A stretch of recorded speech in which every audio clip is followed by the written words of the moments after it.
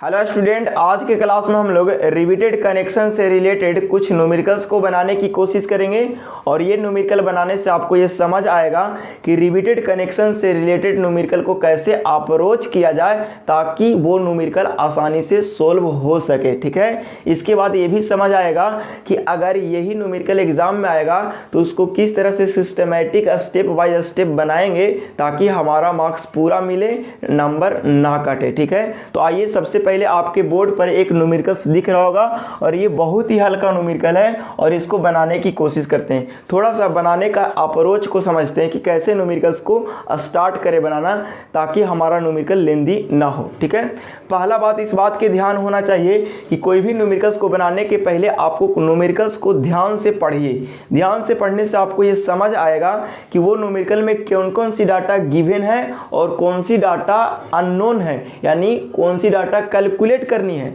या बात को फिर से समझिए, क्वेश्चन को बड़े ध्यान से पढ़िएगा तो आपको दो चीज़ समझ आएगा, जो डाटा गिवन है वो दिखेगा और दूसरा जो डाटा कैलकुलेट करना है यानी फाइंड आउट करना है वो दिखेगा।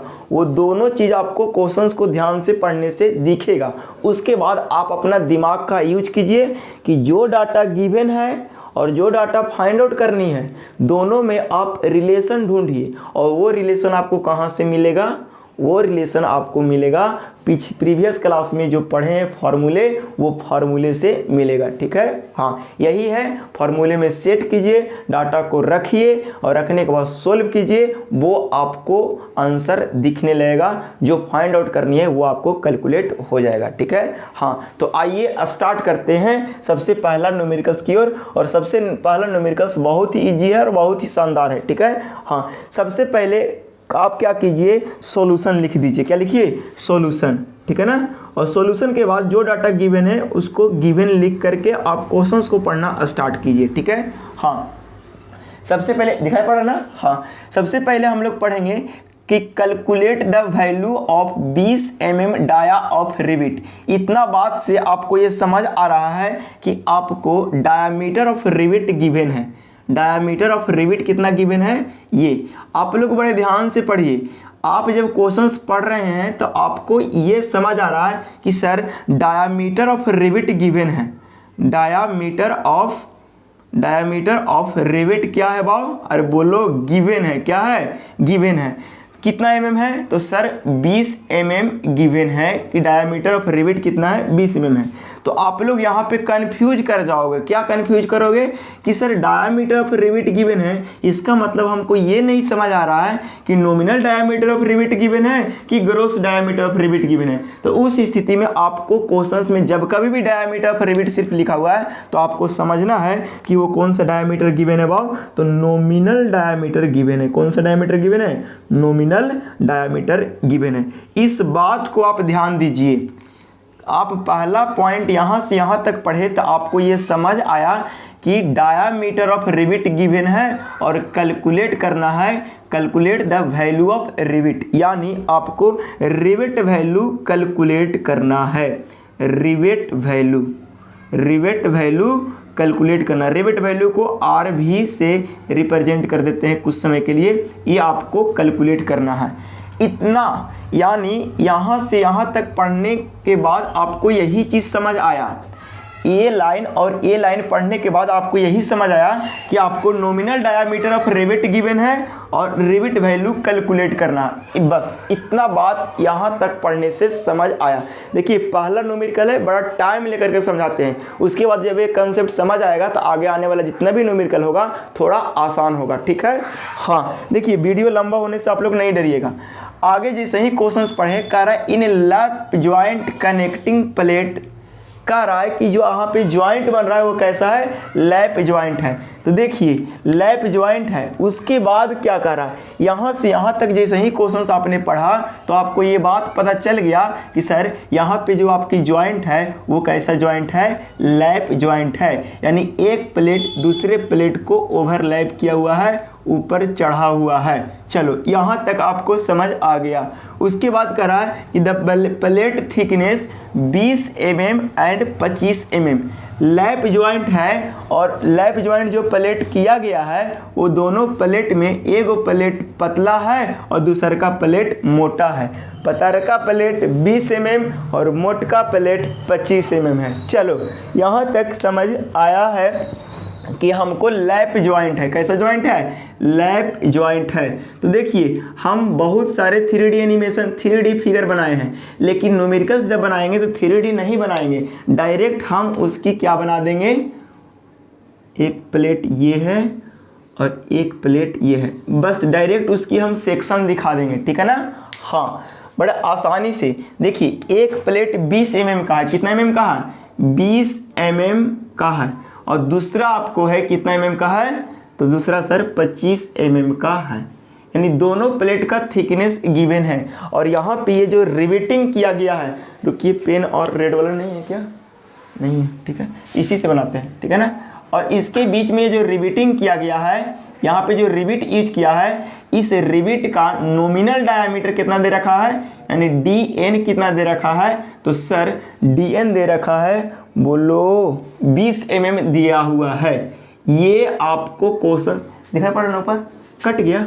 dn आपको 20 mm गिवन है। इतना इन्फॉर्मेशन आपको इस क्वेश्चंस पढ़ने से पता चल रहा है कि लैप ज्वाइंट है और एक मोटा प्लेट है और एक पतला प्लेट है। मोटा प्लेट 25 mm का है और पतला का प्लेट 20 mm का है। चलिए यहाँ तक आपको समझ आया। चलो बताओ, हम हमेशा कैलकुलेट करेंगे पतला प्लेट से कि मोटा प्लेट से? तो एक ही बात जवाब आना चाहिए सर, पतला प्लेट से, यानी थिकनेस ऑफ थिनर प्लेट से। तो बताओ यहाँ से एक चीज़ और समझ आया, thickness of thinner plate, thickness of thinner plate, thickness of thinner plate, thinner plate यानी टी मिनिमम से रिप्रेजेंट करेंगे। तो टी मिनिमम आपको बताओ 25 पतर का होगा कि 20 पतर का होगा? तो सर 20 पतर का होगा। चलो पतर का प्लेट का थिकनेस पता चल गया। आपको रिविट वैल्यू कैलकुलेट करना है। चलो और भी आप जब क्वेश्चंस पढ़ोगे तो नीचे और भी गिवन दैट करके लिखा हुआ है टॉ वी एफ। टॉ वी एफ कहने का मतलब आपको शियरिंग स्ट्रेस गिवन है, shearing stress, permissible shearing stress बोलो, परमिसिबल शियरिंग स्ट्रेस गिवन है, जिसको बोलते हैं टॉ वी एफ। टॉ वी एफ कितना गिवन है बाव? अरे बोलो, यहाँ पे ऑलरेडी गिवन है 100। अच्छा एक बात और बताइए कि सर अगर आपको टॉ वी एफ गिवन नहीं रहता तो आप कितना मानते? तो सर आपको यहाँ दिया रहता कि कौन सा रिविट यूज कर रहे हैं। अगर नहीं गिवन रहता तो आप खुद से एज्यूम करते कि कौन सा रिविट मथी मान रहे हैं, उसके अनुसार हम ये सब डाटा लेते। लेकिन ये क्वेश्चंस में ऑलरेडी टॉ वी एफ दिया हुआ है, तो टॉ वी एफ हम कितना ले लिए, यानी टॉ वी एफ कहने का मतलब परमिसिबल शियरिंग स्ट्रेस आपको गिवन है कितना, 100 Nm²। चलो यहाँ पे सिग्मा पी एफ क्या दिया हुआ है, यानी सिग्मा पी एफ लिखा रहेगा तो आपको समझना है कि बियरिंग स्ट्रेस दिया हुआ है, यानी परमिसिबल बियरिंग स्ट्रेस किसका? तो बोला सर रिविट का। ये किसका? रिविट। ये भी किसका है? तो बोला सर रिविट का। ठीक है ना? यानी सिग्मा पी एफ कितना दे रखा है? तो सर 300 Nm²। चलो अगर आपने टेबल याद होगा तो सर यहाँ पे किसका होता था? तो sir power driven shop rivet का होता था। ये किसका है? तो पावर ड्राइवन शॉप रिविट का डाटा दिया हुआ है। यानी रिविट कौन सा यूज कर रहे हैं? इनडायरेक्ट वे में आप समझ सकते हैं कि जो रिविट यूज करा ले वो पावर ड्राइवन शॉप रिविट है। चलो इतना बात तो आपको समझ आ गया। आपको कैलकुलेट करना है रिविट वैल्यू। ये डाटा गिवन है, ये फिगर हमने बना लिया। अब आपको करना क्या है? आपको रिविट वैल्यू कैलकुलेट करना है और आपकी ये सारे इन्फॉर्मेशन मतलब गिवन है, सारे डाटा गिवन है। तो आप क्या सोचोगे? तो सबसे पहले ये सोचोगे रिविट वैल्यू कैलकुलेट करना है। रिविट वैल्यू कैलकुलेट करने के लिए आपको शियरिंग स्ट्रेंथ निकालना होगा और बियरिंग स्ट्रेंथ निकालना होगा। तो शियरिंग स्ट्रेंथ के लिए आपको कुछ पता होना चाहिए और बियरिंग स्ट्रेंथ के लिए कुछ पता होना चाहिए। सबसे पहले शियरिंग स्ट्रेंथ की बात कर लो तो टॉ यानी शियरिंग स्ट्रेंथ ट्रेस पता होना चाहिए जो कि आपको गिवन है। चलो डी नॉट यानी ग्रोस डायमीटर कैसे पता चलेगा, तो सर नॉमिनल डायमीटर गिवन है, नॉमिनल डायमीटर गिवन है, तो चलो बताओ ग्रोस डायमीटर नहीं निकल जाएगा।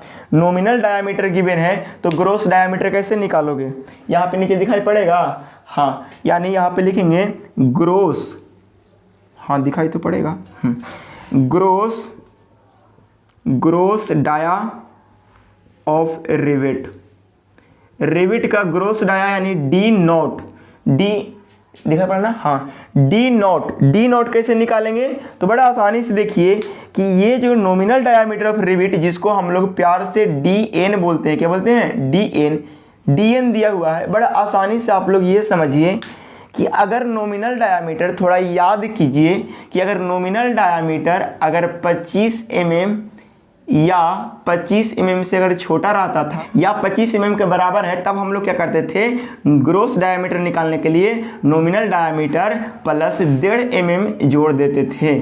और अगर आपकी नॉमिनल डायमीटर अगर 25 mm से बड़ा है, 25 mm से क्या है, बड़ा है, तब वहाँ पे ग्रोस डायमीटर निकालने के लिए हम लोग क्या करते थे, नॉमिनल डायमीटर में 2 mm जोड़ते थे। ये मीटर नहीं है, सब mm में, एक आध जगह पका मीटर लिखा गया तो उसको mm समझ लीजिएगा, ठीक है। हाँ तो बताओ यहाँ पे नॉमिनल डायमीटर 25 mm से छोटा है कि 25 mm से बड़ा है, तो आप लोग बोलोगे सर 20 mm है यानी 25 mm से छोटा है, तो ग्रोस डायमीटर निकालने के लिए हम लोग करेंगे क्या, तो सर हंसते हंसते इसमें लिखिए 20 mm प्लस 1.5 mm, 2 mm काहे नहीं जोड़े, काहे कि 25 mm से छोटा है। अगर 25 mm एग्जैक्ट रहता तब वो ओकरा में 1.5 mm जोड़ते, अगर 25 mm से बड़ा रहता तब 2 mm जोड़ते। अच्छा ग्रोस डायमीटर आपको क्या चीज़ के बारे में बताता है, ग्रोस डायमीटर यही बताता है कि उस रिवेट का कितना होल किया गया है, रिवेट का होल कितना है,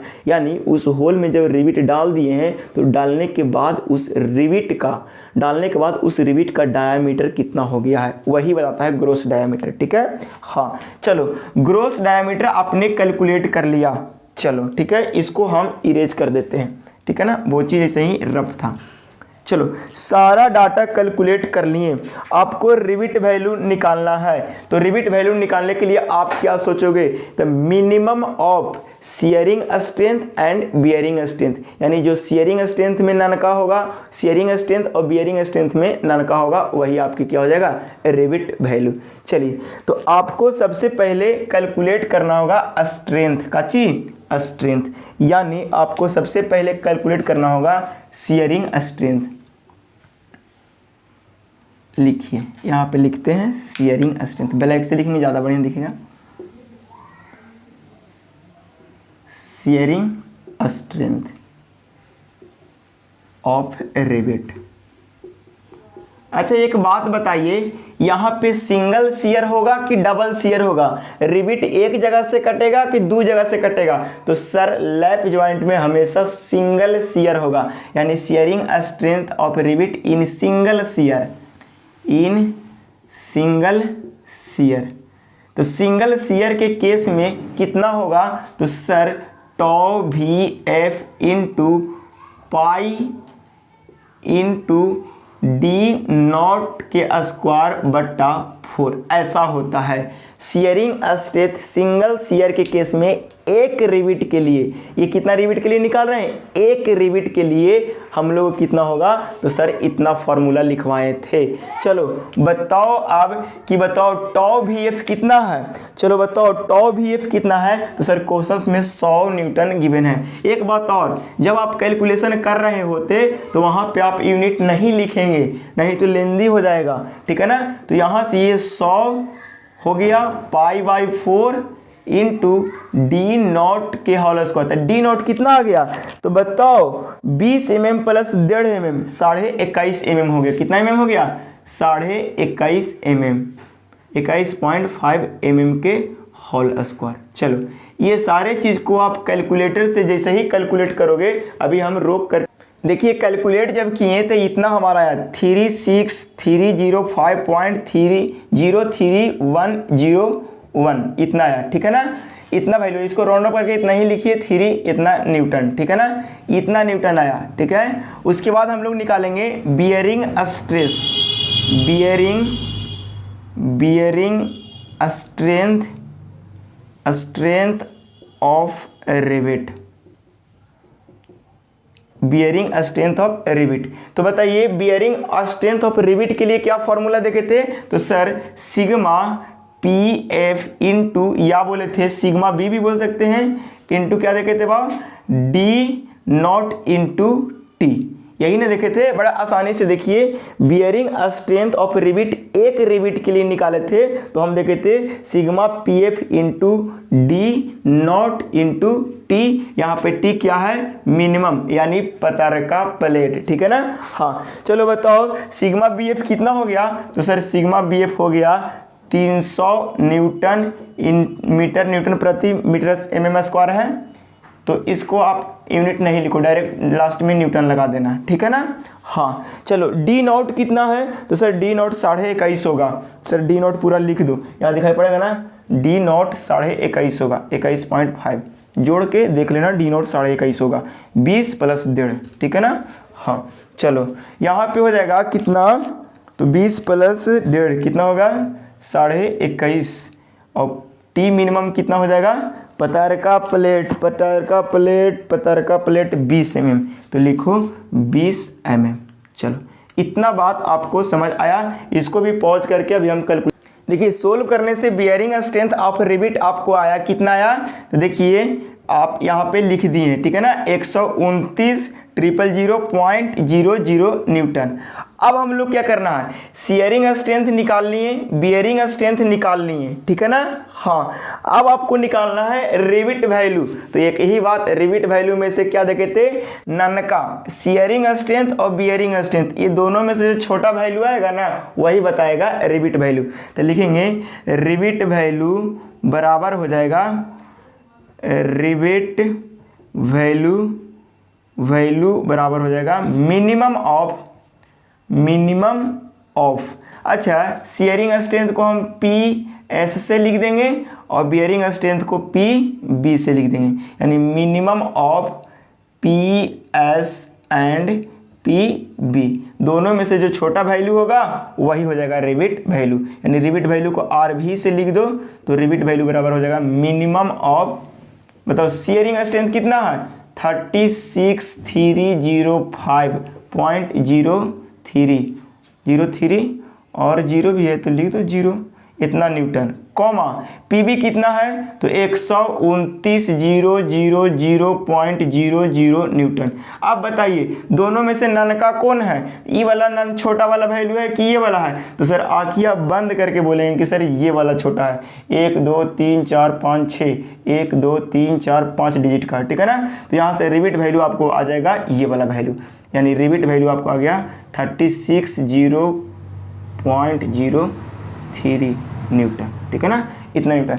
आप चाहो तो इसको किलो न्यूटन में भी बदल सकते हो, आप किस में बदल सकते हो, किलो न्यूटन में, तो किलो न्यूटन में अगर बदलोगे यही डाटा को तो कितना हो जाएगा, 36.305 किलो न्यूटन, ठीक है ना। ये आपका आ गया रिवेट वैल्यू, यानी लिखेंगे कि आपकी रिवेट वैल्यू कैलकुलेट करना था, आपके रिवेट वैल्यू निकल के आ गया। ऐसे ही लिख दोगे नहीं, यहाँ पे लिखना होगा, देखिए थोड़ा सा हम ये वाला चीज़ को लैंग्वेज के फॉर्म में ऊपर लिखते हैं, यहाँ तक आप लोग सिस्टमेटिक कॉपी कर लेंगे, यहाँ तक कॉपी कर लेंगे, लेकिन यहाँ के बाद आप यहाँ पे लैंग्वेज लिखेंगे हैंस रिवेट वैल्यू इज कितना, 36.305 किलो न्यूटन, ठीक है ना। ये आपकी फाइनल आंसर हुई रिवेट वैल्यू की। उम्मीद है आपको इस न्यूमेरिकल्स बनाने में ज़रा सा भी दिक्कत नहीं हुआ होगा। फिर से इसको समझा देते हैं, कैसे समझाते हैं, क्वेश्चन पढ़े, क्वेश्चन पढ़ने के बाद डाटा गिवन मिला, उसको देख लिए, देखने के बाद यहाँ पे सारे लिख लिए। आपको कैलकुलेट करना था रिबिट वैल्यू। रिबिट वैल्यू कैलकुलेट करने के लिए आपको शियरिंग स्ट्रेंथ निकालना होगा और बियरिंग स्ट्रेंथ निकालना होगा। दोनों के लिए आपको क्या क्या चीज़ की जरूरत होना होगा, नॉमिनल डायमीटर की जरूरत होगा, पत्थर का प्लेट की जरूरत पड़ेगा और परमिसिबल स्ट्रेस की जरूरत पड़ेगा। अगर शियरिंग के केस में देख रहे हैं तो शियरिंग स्ट्रेस की जरूरत पड़ेगा, बियरिंग के केस में देख रहे हैं तो बियरिंग स्ट्रेस की जरूरत पड़ेगा। दोनों तीनों के हेल्प से हम लोग स्ट्रेंथ निकाल लेंगे और स्ट्रेंथ में जो सबसे मिनिमम वैल्यू आएगा वही होगा रिबिट वैल्यू। मिनिमम वैल्यू निकाले, आपके आ गया रिबिट वैल्यू। उम्मीद है ये न्यूमेरिकल आपको समझ आ रहा होगा। कैलकुलेशन को आप लोग क्रॉस चेक करेंगे, खुद पर भरोसा करेंगे। चलिए आज एक लोग अगले न्यूमेरिकल की ओर मूव करते हैं। इसके पहले वाला न्यूमेरिकल में हम लोग क्या देख रहे थे कि रिबिटेड कनेक्शन लैप ज्वाइंट था और उसमें रिबिट वैल्यू कैलकुलेट कर रहे थे। लेकिन इस क्वेश्चंस को पढ़ने से आपको ये समझ आएगा कि रिबिटेड कनेक्शन तो है लेकिन यहाँ पे बट ज्वाइंट है। क्या है? बट ज्वाइंट है, तो इसमें आपको रिबिट वैल्यू कैलकुलेट करना होगा। ठीक है, हाँ देखिए बस सारा स्टेप वही है जो पहले वाला न्यूमेरिकल्स में किए थे। कैलकुलेट भी वही करना है जो पहले वाले न्यूमेरिकल में कैलकुलेट किए थे। अंतर इतना ही है कि पहले वाला न्यूमेरिकल लैप ज्वाइंट था और ये न्यूमेरिकल बट ज्वाइंट है। देखिए वहां पे भी क्या किए थे कि हम लोग क्वेश्चंस को आराम से पढ़ के जो डाटा गिवन था उसको लिखे थे और जो डाटा कैलकुलेट करना था उसको लिखे थे। यहाँ पे भी वही स्टेप को फॉलो करेंगे। जो डाटा गिवन है उसको लिखेंगे और जो डाटा फाइंड आउट करनी है उसको लिखेंगे और दोनों में रिलेशन ढूंढेंगे। रिलेशन कहाँ से ढूंढेंगे? फॉर्मूले से। जैसे ही रिलेशन को ढूंढ लेंगे तब हम लोग क्या करेंगे, वैल्यू को रखेंगे, डाटा को रखेंगे और कैलकुलेटर से सोल्व करेंगे और आपको रिबिट वैल्यू यानी जो कैलकुलेट करना है वो चीज़ मिल जाएगा। ठीक है, तो आइए स्टार्ट करते हैं। सबसे पहले लिखते हैं सॉल्यूशन। क्या लिखते हैं? सॉल्यूशन। और उसके बाद लिख देते हैं गिवन, और गिवन लिखने के बाद हम लोग दे देंगे कॉमा। ठीक है, हाँ। उसके बाद क्वेश्चंस को ध्यान से पढ़ते हैं। आप क्वेश्चंस को पढ़िए। Calculate the value of 20 mm diameter of rivet, यानी फिर से आपको दिया है डायामीटर ऑफ रिबिट। यानी जब कभी भी आपकी डायामीटर ऑफ रिबिट दे रखी है, डायामीटर ऑफ रिबिट, इसका मतलब आपको समझना है कि सर नॉमिनल डायामीटर ऑफ रिबिट दे रखा, नॉमिनल डाया ऑफ रिबिट। और नॉमिनल डाया ऑफ रिबिट को हम लोग क्या रिप्रेजेंट करेंगे? dn से। यानी dn आपको कितना दे रखा है बा? तो सर 20 mm दे रखा है। कितने mm? 20 mm दे रखा है। चलो बताओ, नॉमिनल डायमीटर आपको 20 mm दे रखा है, तो चलो ग्रॉस डाया नहीं निकाल सकते हैं? तो सर आप ग्रॉस डाया तो तुरंत निकाल सकते हैं। सर कैसे? Gross dia of rivet. Sir nominal diameter अगर ग्रॉस डाया ऑफ रिबिट, इसको डी नोट से लिख दो। सर अगर नॉमिनल डायमीटर अगर 25 mm से छोटा है तो 1.5 जोड़ेंगे और 25 mm से बड़ा है तो 2 जोड़ेंगे। अगर 25 mm रहेगा तब सर तब वो 1.5 जोड़ेंगे। ठीक है ना, हाँ। यानी 20 mm प्लस 1.5 mm। चलो तो 20 mm में 1.5 mm कितना हो जाएगा वो? तो बोले तो सर 21.5 mm ना होगा, 21.5 यानी 21.5 mm। यानी आप एक चीज़ कर लिए कैलकुलेट, नॉमिनल डायमीटर कैलकुलेट कर लिए, नॉमिनल भी, और नॉमिनल डायमीटर गिवन था और इसके हेल्प से आप ग्रॉस डायमीटर कैलकुलेट कर लिए। चलो यहाँ तक आपको बात समझ आ गया। चलो इतना बात यहाँ तक पढ़ने से आपको समझ आया। कह रहा in double cover but joint. देखिए आपको कैसा ज्वाइंट है? तो सर बट ज्वाइंट है और वो बट ज्वाइंट में डबल कवर है। यहाँ पे एक चीज़ और दे रखा है कि the thickness of main plate 16 mm है। थिकनेस ऑफ मेन प्लेट कितना दे रखा है? 16 mm है। यानी थिकनेस ऑफ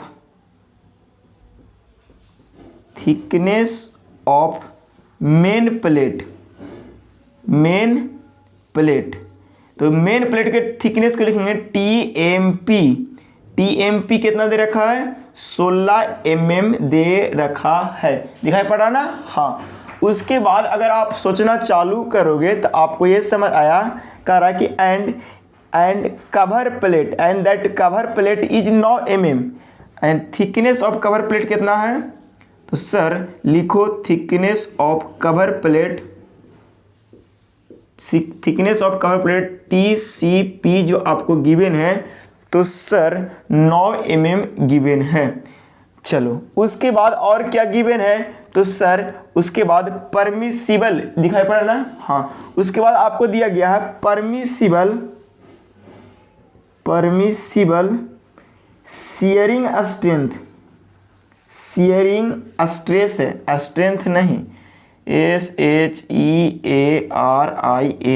शियरिंग स्ट्रेस कितना दे रखा है, यानी टॉ भी एफ कितना दे रखा है, तो सर 90 दे रखा है। अच्छा 90, तो आप लोग बोलेंगे कि sir power driven field rivet है कि सॉफ्ट रिविट है। इस चीज़ को आप यहाँ से सोच सकते हो कि सर ये जब कभी भी 90 है तो आप हमको बताइए कि ये जो पावर ड्राइवन फील्ड रिविट ही होगा, ठीक है ना। हाँ चलो, शियरिंग स्ट्रेस आप यहाँ पे लिख दिए जो गिवन था, ठीक है ना। बियरिंग स्ट्रेस भी निकाल सकते हैं, तो सर बियरिंग स्ट्रेस भी निकाल सकते हैं, सिग्मा PF कितना दे रखा है, यहाँ दिखाई पड़ा ना, यस सर दिखाई पड़ा, 270 न्यूटन पर mm। चलो mm²। बियरिंग स्ट्रेस पता हो गया, शियरिंग स्ट्रेस पता हो गया। अब आपको पतारका प्लेट पता नहीं चला। हम पहले इस चीज़ को फिगर बनाने की कोशिश करते हैं। देखो सबसे पहले मेन प्लेट है, ये आपका मेन प्लेट है और इस मेन प्लेट को आपको जोड़ल गया है। मेन प्लेट को क्या किया गया है, जोड़ा गया है। ये आपको मेन प्लेट है, ये मेन प्लेट को जोड़ा गया है। सबसे पहले ये लिख लीजिए क्वेश्चंस पढ़ने के बाद, ये जो मेन प्लेट है ना, इसका थिकनेस 16 mm है। कितना mm है, 16 mm। उसके बाद पता है सर क्या किया गया है, कवर प्लेट ना 2 लगा दिया गया है। काहेला सर, तो रिविट मारेला। तो ये कवर प्लेट दोनों जो लगाया गया है, ये जो कवर प्लेट जो है ना वो 9 mm का है। कितना mm का है, 9 mm का है। ये जो कवर प्लेट लगाया गया है, इस कवर प्लेट का जो थिकनेस है ना सर, वो कितना mm है सर, 9 mm का है। और इसमें रिविटिंग कर दिया गया। क्या किया गया है, रिविटिंग कर दिया गया है। ये रिविटिंग कर दिया गया है दोनों तरफ। चलो यहाँ से ये ऐसा बड़ा आराम से न्यूमेरिकल्स बनाएंगे, कोई अकबकाना नहीं। ये कवर प्लेट जो है उसकी थिकनेस 9 mm दे रखा है। कितना mm, 9 mm। यहाँ पे भी कवर प्लेट का थिकनेस कितना दे रखा है, 9 mm। और ये डायमीटर ऑफ जो रिविट यूज किया गया है ना, इस रिविट का डायमीटर आपको गिवन है, ठीक है ना। हाँ, दो को रिविट लगा दिया गया, यही है। और आपसे पूछ रहा है ये जो एक रिविट का जो वैल्यू कितना होगा, यानी आपसे पूछ रहा है रिविट वैल्यू कैलकुलेट करो। चलो, आपको सबसे पहले रिविट वैल्यू कैलकुलेट करने के पहले एक चीज़ और कैलकुलेट करना होगा, पतारका प्लेट कौन होगा। तो बहुत स्टूडेंट यहाँ पे कंफ्यूज कर जाते हैं, देखता है कि ये मेन प्लेट का थिकनेस 16 mm और कवर प्लेट का थिकनेस 9 mm। 16 बड़ा है कि 9, तो बोलता है कि 9, और 9 पतारका प्लेट मान लेता है और सब बना देता है और सब गलत हो जाता है। इस बात को ध्यान दीजिए। तो आप लोग को सोचना क्या है कि यहाँ पे जो मिनिमम यानी पतारका प्लेट का थिकनेस जो कैलकुलेट हम लोग करते हैं ना, देखिए यहाँ के बाद आप लोग सीधा आ जाइएगा, यहाँ के बाद आप लोग सीधा आइएगा, नीचे से यहाँ पे आइएगा, ठीक है ना। यहाँ से सीधे आप लोग यहाँ पे जाइएगा, यहाँ से आप लोग ऐसे लैंग्वेज लिखिएगा, ऐसे, ठीक है ना, दिखाई पड़ रहा ना। यहाँ से सीधे यहाँ पे आइएगा, ऐसे ऐसे ऐसे यहाँ पे लिखिएगा, ठीक है ना। हाँ, तो आपको यहाँ पे थिकनेस ऑफ मिनिमम प्लेट निकालना होगा, यानी थिकनेस ऑफ, यहाँ दिखाई पड़ रहा ना, हाँ, मिनिमम थिकनेस ऑफ प्लेट या थिकनेस ऑफ मिनिमम प्लेट, ऐसा लिख दो ना, मिनिमम थिकनेस ऑफ प्लेट, उसको हम लोग शॉर्ट में बोलेंगे टी मिनिमम। आपको पतारका प्लेट कौन होगा, तो पतारका प्लेट को कैलकुलेट करने के लिए पता है आपको कौन चीज करना होगा, हम लोग को देखना होगा मिनिमम ऑफ TMP यानी मेन प्लेट और comma minimum of summation of cover plate, sum of TCP। तो चलिए बताइए TMP कितना है, मेन प्लेट का थिकनेस तो सर 16 mm, कवर प्लेट कितना है तो सर 9 mm और 9 mm, यानी 16 और 9 कितना हो गया तो सर 16 और 9 18 हो गया, यानी 16 और 9 9 18। आप बताइए कि दोनों में से पतारका कौन हो गया तो सर टी मिनिमम की वैल्यू आपको आ जाएगा 16 mm। बहुत स्टूडेंट इसी में गड़बड़ी करते हैं और हम ऐसा नहीं चाहते हैं कि आप लोग गड़बड़ी कीजिए।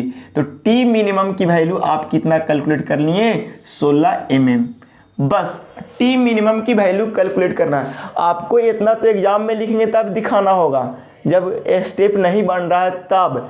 लेकिन आप क्या करोगे, हमेशा मेन प्लेट ये है और कवर प्लेट ये है, कवर प्लेट को जोड़ दो और मेन प्लेट से तुलना कर दो, कंपैरिजन कर दो, दोनों के कवर प्लेट को जोड़ दो और मेन प्लेट से कंपैरिजन कर दो। जैसे ही मेन प्लेट से कंपैरिजन करेगा तो हमेशा की स्थिति में यही आता है, एक आध दो एक्सेप्शन वाली केस होती है, मैक्सिमम चांस में कवर प्लेट का सम बड़ा हो जाएगा और मेन प्लेट क्या हो जाएगा पतला हो जाएगा। कवर प्लेट मोटा हो जाएगा जोड़ेंगे तब, और मेन प्लेट पतला हो जाएगा। टी मिनिमम मैक्सिमम चांस में आ जाता है मेन प्लेट ही, ठीक है ना। लेकिन हम लोग ये ओवर कॉन्फिडेंस वाली बात ना करेंगे, मेन प्लेट का जोड़ देंगे और कवर प्लेट से कंपैरिजन कर देंगे, जो ननका होगा वही हो जाएगा टी मिनिमम। चलिए टी मिनिमम कवर प्लेट के केस में आप लोग को भी समझ आ गया।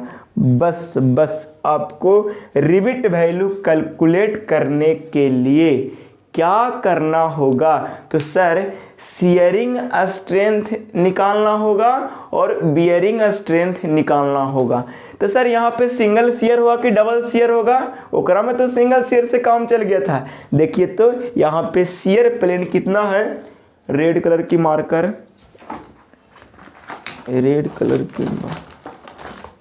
ग्रीन कलर की मार्कर से दिखाते हैं, ठीक है ना। देखिए यहाँ पे शियरिंग प्लेन दो है, यानी ये जो यहाँ पे डबल शियर की फार्मूला लगेगा के सिंगल शियर के, तो सर डबल शियर की फार्मूला लगेगा। चलो तो सबसे पहले हम लोग निकालते हैं शियरिंग स्ट्रेंथ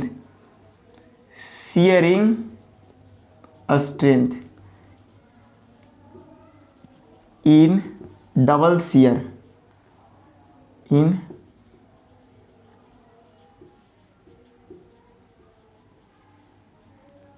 डबल शियर के केस में लिखेंगे PSS लिख दीजिए डबल शियर, ठीक है ना।